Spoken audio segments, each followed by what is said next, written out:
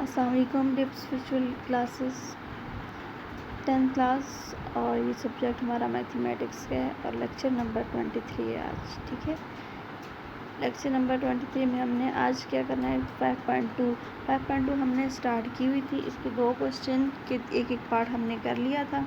ठीक है, अब हमने क्वेश्चन नंबर 3 करना है। ठीक है, 3 और 4। क्वेश्चन नंबर 3 में हमने कौन सी प्रॉपर्टी अप्लाई करनी थी? Distributive property. Distributive property of union over intersection भी और इंटरसेक्शन ओवर यूनियन भी। ये हमने प्रीवियस लेक्चर में मेरे पास ये लिखा हुआ है।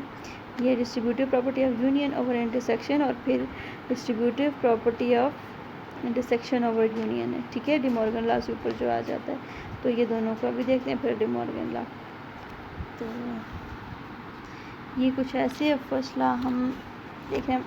अच्छा, इसका मैं फर्स्ट क्वेश्चन लिख रही हूँ ए बी सी और मेरे पास 3 सेट हैं। ठीक है, a is equal to 0 1 2, b is equal to 0 और सी इज इक्वल टू 5, यानी सी जो है वो एम्प्टी सेट आ जाता है। ठीक है, इसकी जगह पे हम ना अगर हमारे पास आ जाए तो हम इसको इस तरह भी लिख सकते हैं। ठीक है, ये इस दोनों का मतलब एक सेम होता है। तो ये है ए union to b intersection c और a union b, a union c का इंटरसेक्शन लेना है। यानी यहाँ पे क्या करना है, यहाँ पे हमने पहले लेफ्ट हैंड साइड लेनी है। ब्रैकेट के अंदर वाली चीज़ पहले सॉल्व करनी है। ब्रैकेट के अंदर क्या है, ये A union into B intersection C लिया, तो यहाँ पे बी इंटरसेक्शन सी को पहले लिया। बी इंटरसेक्शन सी, बी क्या है 0 है और सी क्या है 5 है। इनका जब इंटरसेक्शन लिया तो ऑटोमेटिकली 5 आ गया, ये एम्प्टी सेट आ जाता है। अब इसका ए के साथ यूनियन ले लेना। ए क्या है 0 1 2, इसके साथ जब 5 का यूनियन लिया तो ऑब्वियसली यूनियन हमारे पास 0 1 2 आ जाएगा। जब कंबाइन करके लिखा तो ये आ गया हमारे पास लेफ्ट हैंड साइड या फिर इक्वेशन नंबर 1। अब हमने राइट हैंड साइड लेनी है। Right hand side A union B intersection A union C. तो इसमें पहले हमने ए यूनियन बी लेना है और फिर A union C. A union B लिया तो ये ए है, यूनियन बी लिया तो ये 0 1 2 आ गया और ए यूनियन सी लिया तो 0 1 2 है इंटरसेक्शन यूनियन 5। तो इन दोनों का जब यूनियन लिया तो ये 0 1 2 आ जाता है। ठीक है, आगे चलते हैं। आगे क्या, इन दोनों के यूनियन का इंटरसेक्शन ले लेते हैं। ठीक है, यहाँ पे देखें A union B intersection A union C. तो एक का जो यूनियन था वो भी 0 1 2 आया था, दूसरे का भी। ऑटोमेटिकली फिर इनका जब इंटरसेक्शन लिया तो दोनों में कॉमन 0 1 2 ही आएगा, तो ये 0 1 2 इनका इंटरसेक्शन आ गया। तो इक्वेशन 1 का रिजल्ट भी कुछ ऐसे ही आया था, यानी लेफ्ट हैंड साइड और राइट हैंड साइड आपस में ये लॉ जो है वो प्रूव हो जाता है हमारे पास।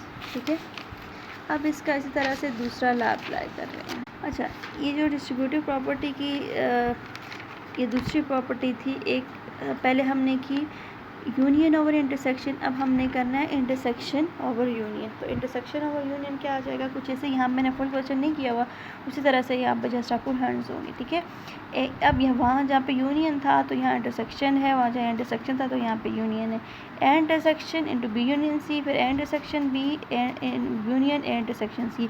तो यहाँ पे हम पहले लेफ्ट हैंड साइड लेते हैं। लेफ्ट हैंड साइड क्या है ये। ठीक है, तो इसमें हमने क्या करना है, ब्रैकेट वाली चीज़ पहले सॉल्व करनी है। तो ब्रैकेट क्या आ जाता है हमारे पास, बी यूनियन सी, यानी बी और सी का पहले यहाँ पे हमने बी सेट लिखा, यहाँ पे सी के एलिमेंट, इनका हमने यूनियन ले लिया, हमारे पास यहाँ पे यूनियन आ जाता है। ठीक है, फिर ये जो यूनियन आया हुआ इसके साथ एक इंटरसेक्शन ले लेंगे, यानी यहाँ पे ए सेट ले लिया, और यहाँ पे बी और सी का जो यूनियन आया था उसको। तो इनको जब हमारा सॉल्व किया तो ये हमारे पास राइट हैंड साइड आ जाएगी, और सॉरी लेफ्ट हैंड साइड आ जाएगी इक्वेशन या फिर इक्वेशन 1।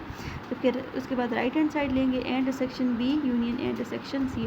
तो पहले हमने क्या करना है, इसमें पहला स्टेप हमारे पास आ जाता है ए इंटरसेक्शन बी लेना, फिर ए इंटरसेक्शन सी, फिर दोनों का जो है वो यूनियन ले लेना। तो ये इक्वेशन 1 आई थी और यहाँ से जो रिजल्ट आएगा वो हमारे पास इक्वेशन 2। तो इक्वेशन 1 और इक्वेशन 2 प्रूव हो जाएंगे वो हमारे पास।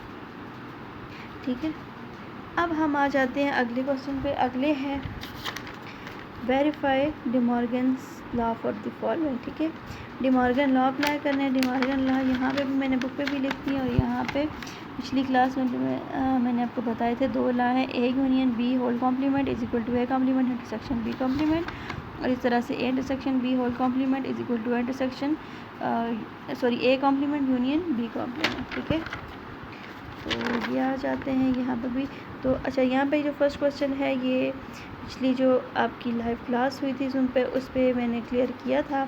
अगर नहीं भी क्लियर हुआ तो ये मैं नेक्स्ट अभी करा रही हूँ तो इसमें क्लियर हो जाएगा, ठीक है। तो जिसने नहीं किया होगा तो वो ये फिर ख़ुद आपने कर लेना है इसी मेथड से। तो ये क्वेश्चन नंबर इसका पार्ट नंबर 2 मैं कर रही हूँ। इसमें 3 सेट हमें दिए हुए हैं।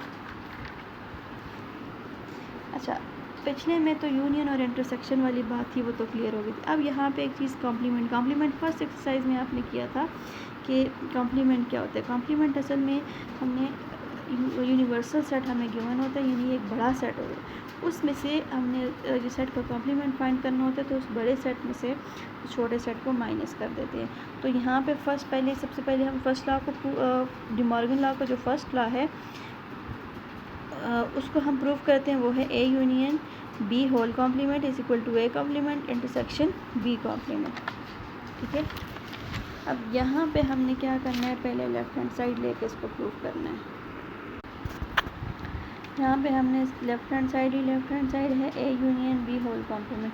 तो पहले हमने क्या करना है, ब्रैकेट के अंदर वाली चीज़ पहले सॉल्व करनी है, फिर बाहर वाले को बाद में। तो ए यूनियन बी लिया, ए सेट क्या है 2 4 6 8 10 और बी है 1 3 5 7 9। तो जब इनका यूनियन लेंगे तो ये कंबाइन होके सारे यानी 1 से लेकर 10 तक, कुछ आधे एक में है आधे दूसरे में, तो कंबाइन करके लिखा 1 2 3 4 5 6 7 8 9 10 अप टू 10 तक आता है, ठीक है।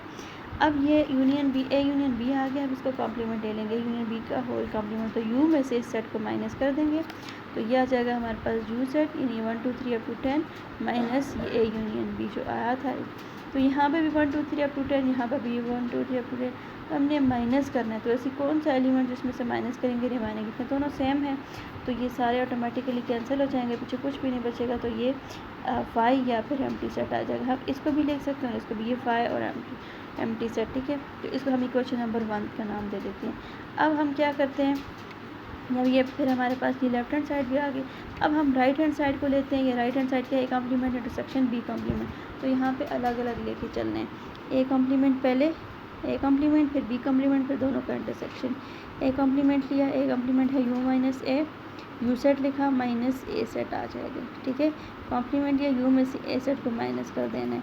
तो कैसे 1 2 3 अप टू 10 है और जो एलिमेंट इसमें आ रही है 2 4 8, तो जब माइनस करेंगे तो देखें 1 3 5 7 9 बच जाएंगे, ठीक है। इस तरह से जब बी को कॉम्प्लीमेंट लेंगे, U minus B, U set लिखा 1 2 3, वहाँ से 1 से लेकर 10 तक कंटिन्यूस के एलिमेंट थे, जबकि बी सेट के अंदर सिर्फ 1 3 5 7 9 आ गए, ठीक है।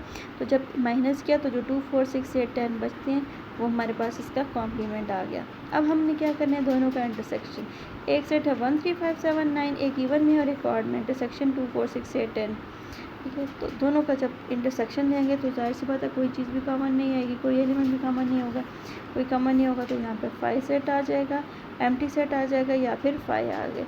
लेकिन हमारे पास इक्वेशन 1 और इक्वेशन 2 जो है इन दोनों का रिज़ल्ट सेम आ गया, तो लिहाजा इक्वेशन 1 और 2 से प्रूफ हो जाता है कि ये first law De Morgan law जो है यहाँ पे हमने प्रूफ कर लिया। A union B whole complement is equal to A complement intersection B complement, ठीक है।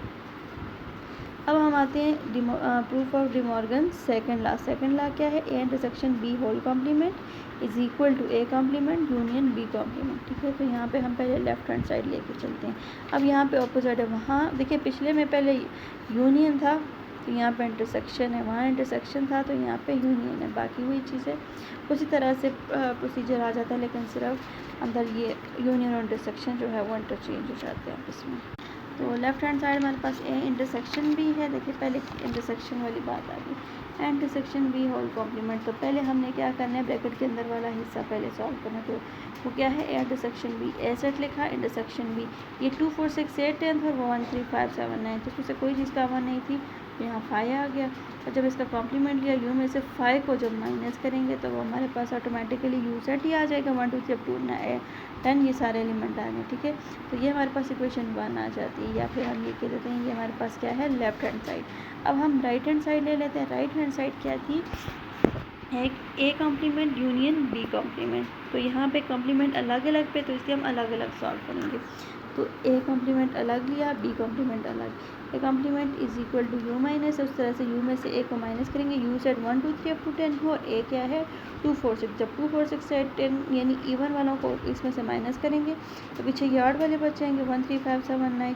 ये हमारे पास ए कॉम्प्लीमेंट है। तो इस तरह से बी कॉम्प्लीमेंट जब लिया तो यू माइनस बी, तो यू है 1 2 3 रेगुलर टर्म तक है, ठीक है, रेगुलर एलिमेंट आ रहे हैं। लेकिन जब दूसरा सेट क्या है 1 3 5 7 9 सारे ऑड हैं, तो जब माइनस करेंगे इनके जो जो एलिमेंट जहाँ पे मौजूद हैं उनको हमने माइनस करना है। कॉम्प्लीमेंट हमने आपने पहले किया था ना, तो माइनस किया तो ये 2 4 6 8 इवन ऑड वालों को इसमें से माइनस किया तो पीछे ये इवन वाले बच रहे, तो ये बी कॉम्प्लीमेंट आ गया, ठीक है, ए कॉम्प्लीमेंट और बी कॉम्प्लीमेंट। अब क्या करना है, इन दोनों का यूनियन ले लेंगे।